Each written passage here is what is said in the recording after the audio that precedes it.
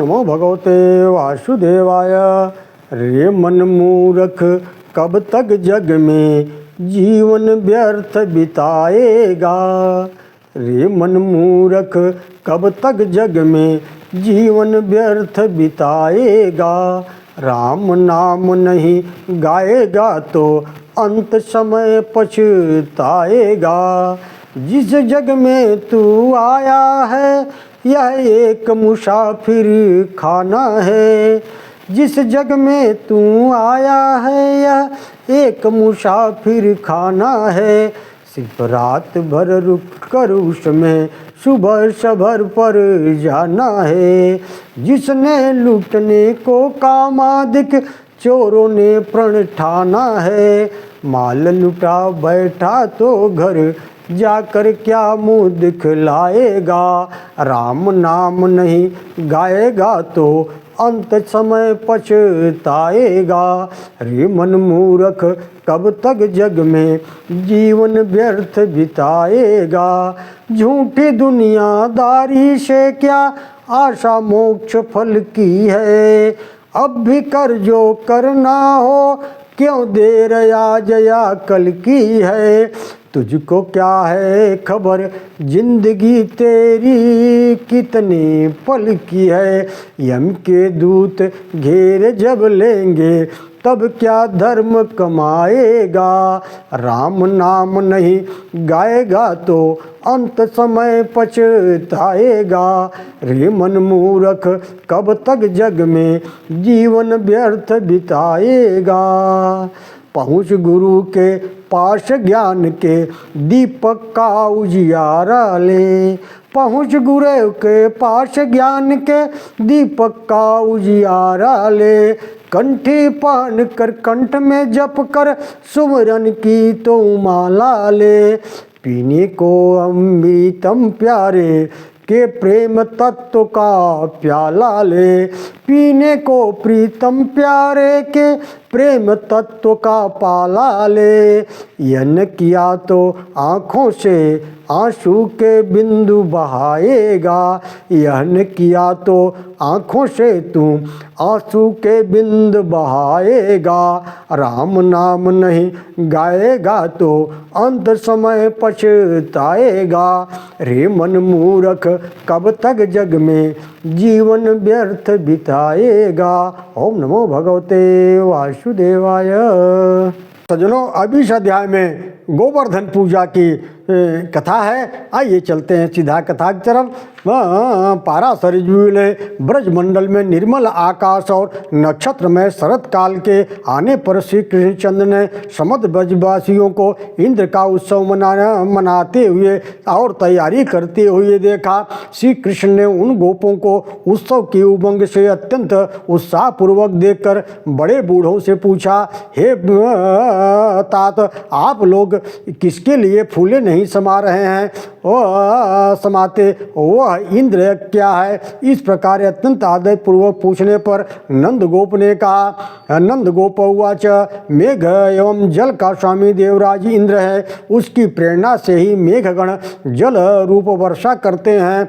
हम और अन्य समस्त देहधारी उस वर्षा से उत्पन्न हुए अन्नों को ही खाते हैं। उसी का उपयोग में लाते हुए तथा देवताओं को भी तृप्त करते हैं।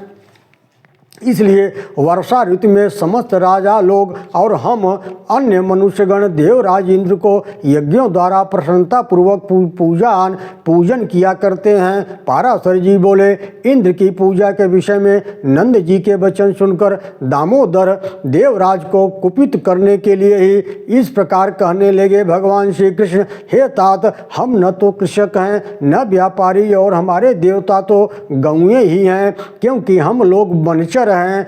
अविच्छिकी तर्कशास्त्र, त्रयी, क्रम, कर्म कांड, दंड नीति और वार्ता, ये 4 विद्याएं हैं। इनमें से केवल वार्ता का ही विवरण सुनो।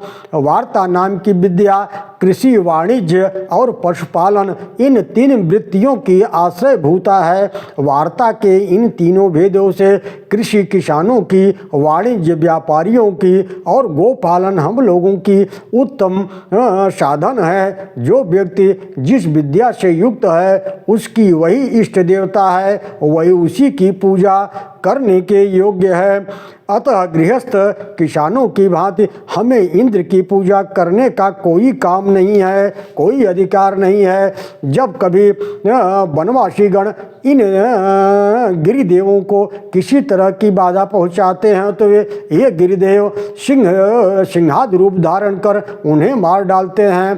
पर्वत ही हमारा रक्षक है। अतः आज से इस इंद्र के स्थान में गिरिराज, गिरि यज्ञ अथवा गो यज्ञ का प्रचार होना चाहिए। हमें इंद्र से क्या प्रयोजन है? इंद्र की पूजा नहीं करनी चाहिए। हमारे देवता तो गौएं और पर्वत ही है। ब्राह्मण लोग मंत्र के द्वारा, यज्ञ के द्वारा तथा कृषक गण क्षीर यज्ञ, हल का पूजन करते हैं। अतः पर्वत और वनों में रहने वाले हम लोगों को गिरि यज्ञ, पर्वत की पूजा, पर्वत का यज्ञ, गो यज्ञ करना चाहिए। ओम नमो भगवते वासुदेवाय। अतएव आप लोग विधि पूर्वक विविध सामग्रियों से गोवर्धन पर्वत की पूजा करें। संपूर्ण ब्रज का दूध एकत्रित कर लो, उसमें ब्राह्मणों व अन्य याचकों को भोजन कराओ। इस विषय में अधिक सोच विचार मत करो। गोवर्धन की पूजा, होम, ब्राह्मण भोजन समाप्त होने पर गौएं गिरिराज की प्रदक्षिणा करेंगी। पाराशर जी बोले, कृष्णचंद्र के इन वाक्यों को सुनकर नंद आदि ब्रजवासी गोपों ने प्रसन्नतापूर्वक साधु साधु कहा और बोले, हे वत्स, तुमने अपना जो विचार प्रकट किया है उससे वो बड़ा ही सुंदर है। हम सब लोग ऐसा ही करेंगे और गिरि यज्ञ, पर्वत यज्ञ के करेंगे, गिरिराज का पूजन करेंगे। तदनंतर ब्रजवासियों ने गिरि यज्ञ का अनुष्ठान किया। दही, खीर, मांस आदि पर्वतराज को बलि दी। सैकड़ों हजारों ब्राह्मणों को भोजन कराया।